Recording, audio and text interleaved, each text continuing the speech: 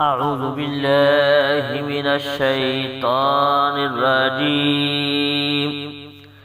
بسم الله الرحمن الرحيم.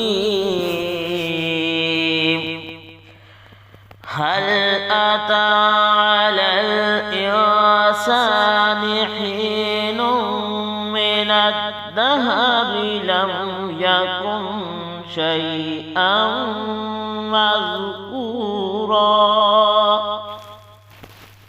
إنا خلقنا الإنسان من نطفة أمشاج نبتليه فجعلناه سميعا بصيرا.